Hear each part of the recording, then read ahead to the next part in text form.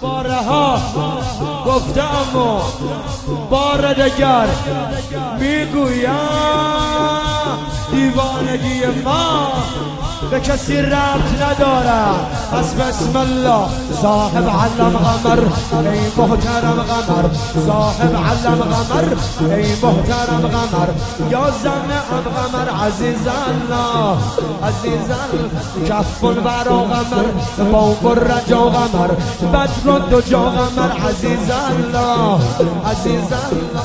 مجنونی عشقش مجنونی عشقش به خدا،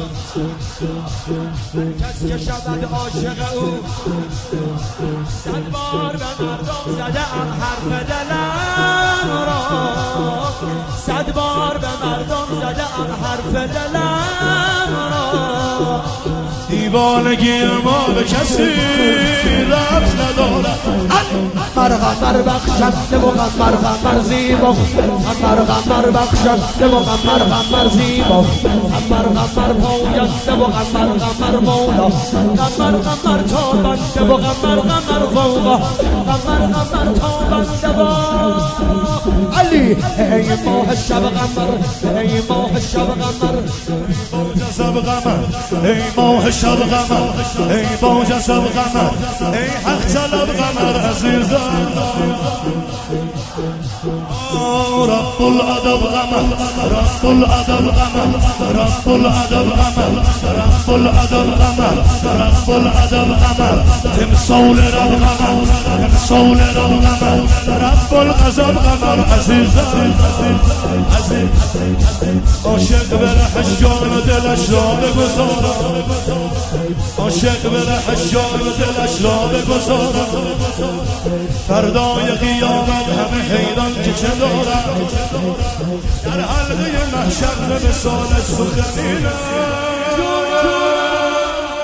دیوانگی ما به کسی ربط ندارد، دیوانگی ما به کسی قمر قمر احجازی و قمر قمر تنازی و قمر جان، قمر ممتازی و قمر سلطان.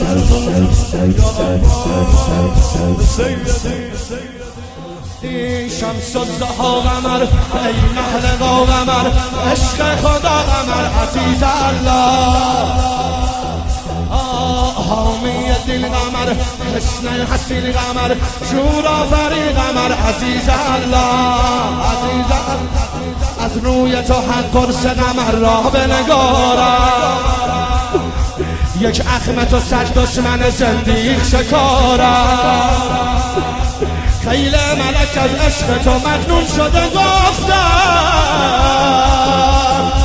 دیوانگی ما به کسی ربط ندارد، دیوانگی ما به سرزنا قمر سرداری و قمر سکا، قمر سرداری و قمر سکا، قمر سالاری و قمر لحبا، قمر رقصاری و قمر سیرا، قمر رقصاری و قمر سیرا.